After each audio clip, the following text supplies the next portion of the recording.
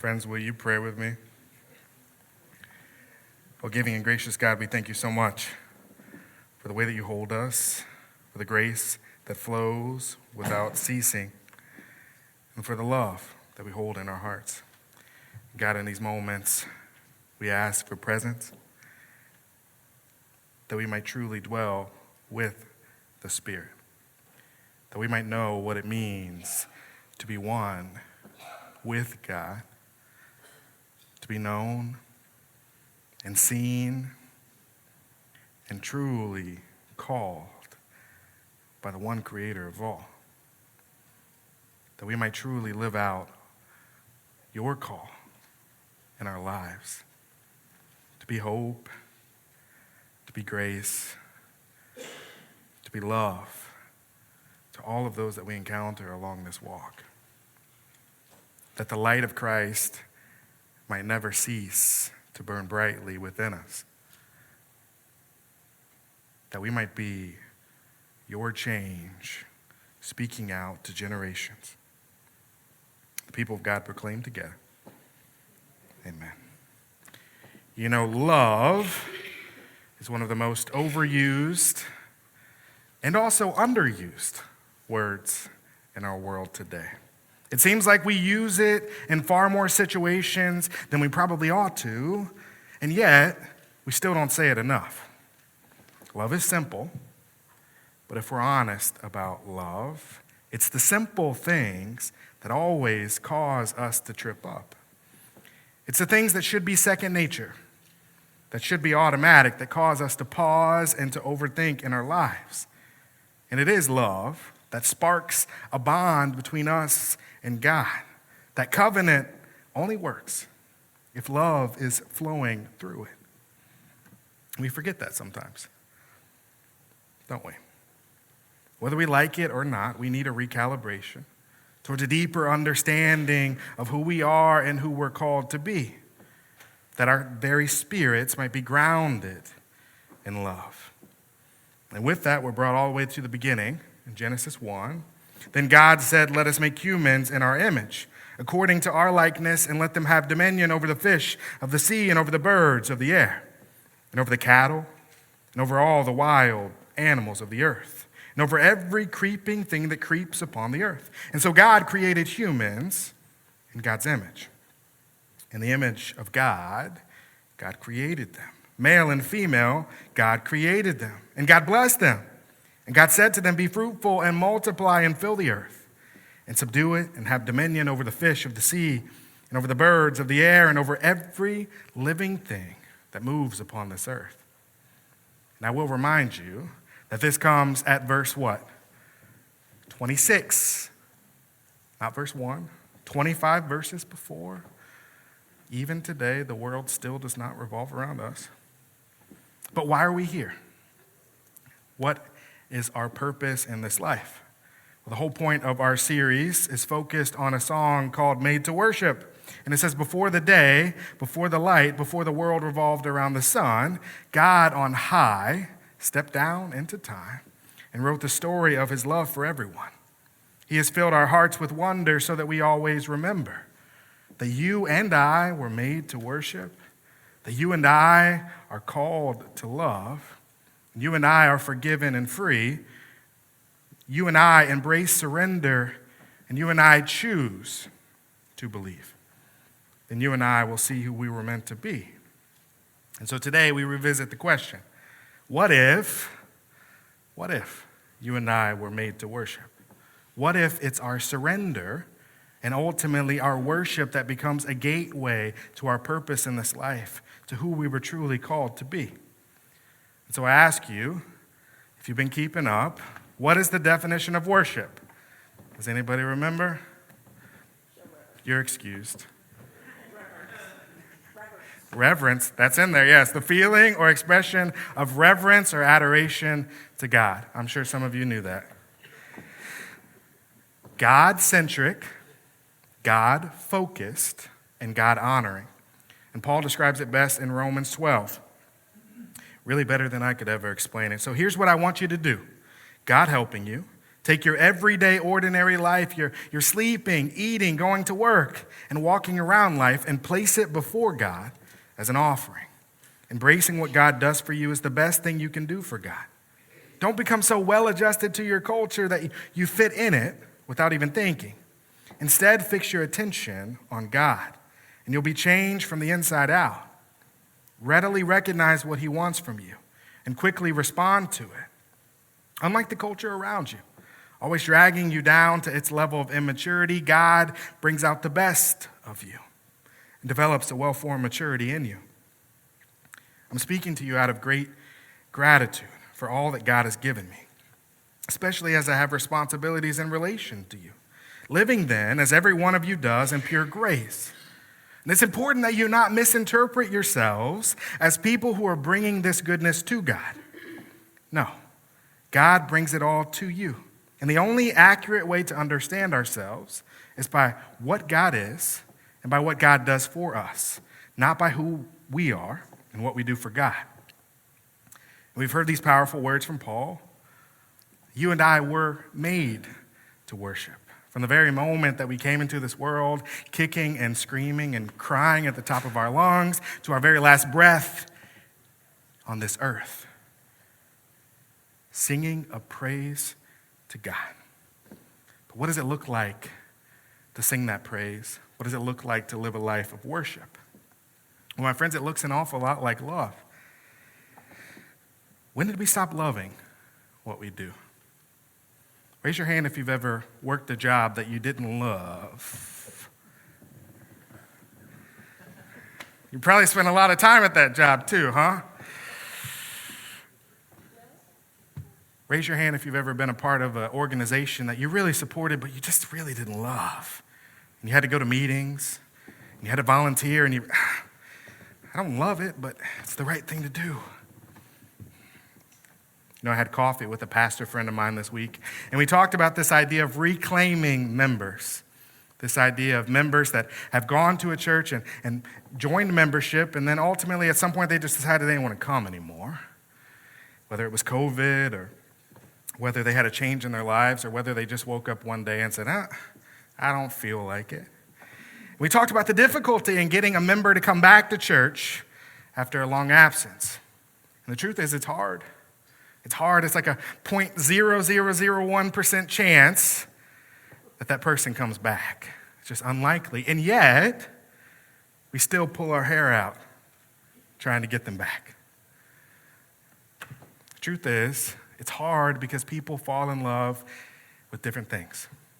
Sometimes you fall in love with the warmth of your bed, sleeping in on a Sunday morning. You ever done that on a winter day? And it's just,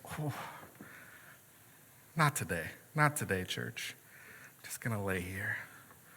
And some people just fall in love with brunch and mimosas. And some people fall in love with cleaning the house on a Sunday morning and starting their week off the right way. Take that nap on Sunday afternoon after cleaning the house all morning. Some people fall in love with sitting at home and tailgating for their favorite NFL team. If I just stayed home, I could cook a better meal. I could enjoy the game more. But my friends, that's not a life of worship, is it? It's neither God-centric, God-focused, nor God-honoring. And yet, we still fall out of love with worship, don't we? Are we really going to sing this song again? We just sang it last week. I really don't like the song that we're singing for the children's moment. Pastor Tatum gets up there and he just talks and he talks and he talks. And the game is going to start here in a little bit. I get it. Paul had a vision of love, and it was enduring. And we talk about it all the time, and he writes it in 1 Corinthians chapter 13. But I need you to ask as we read it, do we really live this life? If I speak with human eloquence and angelic ecstasy, but don't love, I'm nothing but the creaking of a rusty gate. If I speak God's word with power, revealing all of his mysteries and making everything plain as day, and if I have faith that says to the mountain, jump, and it jumps, but I don't have love, I'm nothing. If I give everything I own to the poor and even go to the stake to be burned as a martyr, but I don't love, I've gotten nowhere. So no matter what I say, what I believe, and what I do, I'm bankrupt without love. Love never gives up. Love cares more for others than for self. Love doesn't want what it doesn't have. Love doesn't strut. It doesn't have a swelled head. It doesn't force itself on others. It isn't always me first. It doesn't fly off the handle. It doesn't keep score of the sins of others. It doesn't revel when others grovel. It takes pleasure in the flowering of truth. Puts up with anything. Trusts God always. Always looks for the best, never looks back, but keeps going to the end. Love never dies. Inspired speech will be over someday. Praying in tongues will end. Understanding will reach its limit. We know only a portion of the truth, and what we say about God is always incomplete. But when the complete arrives, all of our incompletes will be canceled. When I was an infant at my mother's breast, I gurgled and cooed like an infant. And when I grew up, I left those infant ways for good. We don't yet see things clearly. We're squinting in a fog, peering through a mist, but it won't be long before the weather clears and the sun shines bright. And we'll see it all then, see it as clearly as God sees us, knowing God directly as God knows us. But for right now, until that completeness, we have three things to do to lead us towards that consummation. Trust steadily in God, hope unswervingly, and love extravagantly. And the best of the three is love. I gotta admit, Paul sets a high bar, one that we probably will never reach, of what it means to live a life of worship and to truly love extravagantly. But you see, that extends far beyond loving all of those in our lives, loving our friends and our family, loving those that we come into contact with. It extends to the way that we love God. And ultimately, it extends to the way that we express that love and praise. You know, when I started ministry as a very, very young person, starting college, I lived life like most college students do. You know, I still went out with my friends on the weekend, right? Went to parties and bars. But here was the catch. I had to work on Sunday morning. While everybody else went back to their dorm or their apartment or their houses, and they slept, well, I had to work the next morning. But you see, that work was more than work. It was a calling. And it involved arriving to church somewhere around 6 a.m. to prepare for the 3 morning services. And there was times that a line got drawn in the sand. How committed was I really to God? Really in my spirit? If I got home at 3 o'clock in the morning and I only got to sleep for 2 hours, was I committed enough to show up that next morning? And how did I show up? I questioned whether I really loved my ministry. And here's what I discovered. I loved God more than I even realized. You know, I remember one night really vividly. It was after the Tigers won a football game. In that game, we ended up tearing down the goalpost. That's happened a couple times here. And that goalpost got carried all the way downtown to Hartsburg, and they cut it up into little pieces. And it was a long, long night. It was a beautiful night. And I was up really, really late. And I remember it because I was the designated driver, and I took my friend home, and he threw up in my window.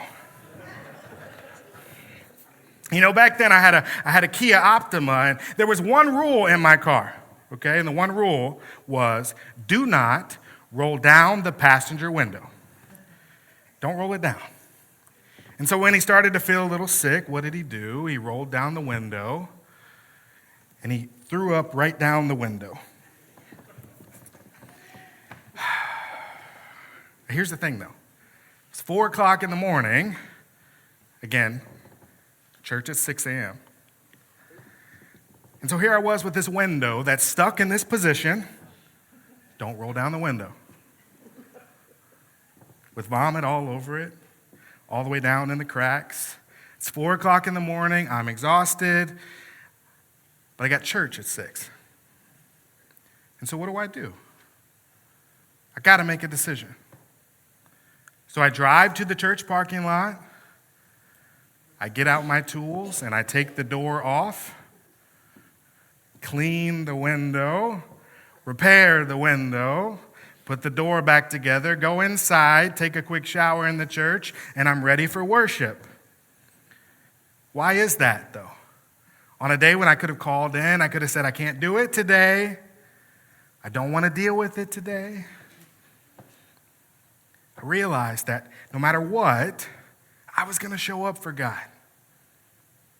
No matter where I was or what I was doing, that God was the most important thing in my life. And I was going to show up. Because I love worship. No matter how I feel or how I wake up or no matter what's going on in my life, when I walk through those doors, it is time for me to commune with God. And there's a beautiful thing that happens when it's not about you anymore. When it's not about all the struggles that you're carrying, about what's happening in your day-to-day life, where you can just be grounded in this place and think about something that's far greater and far bigger than you. Love expressed in praise. My friends, God shows up for us day after day, moment after moment, even when we've made poor decisions, even when we've made wrong turn after wrong turn after wrong turn. God doesn't turn it back on us. God never gives up. God always shows up for his beloved. But the moment that we find something better, what do? We bail.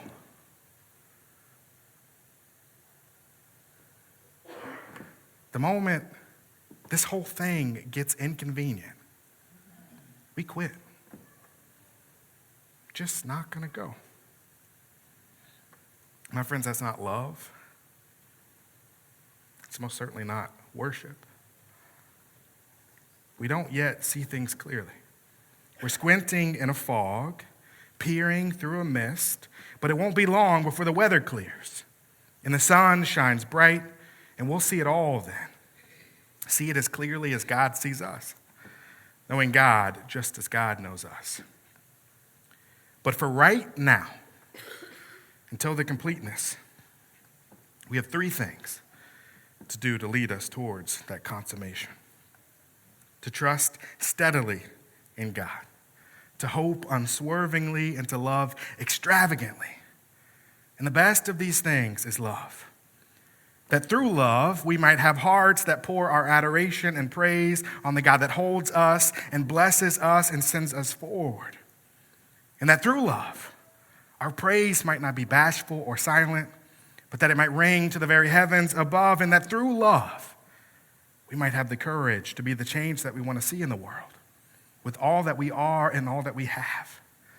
God-centric, God-focused, and God-honoring.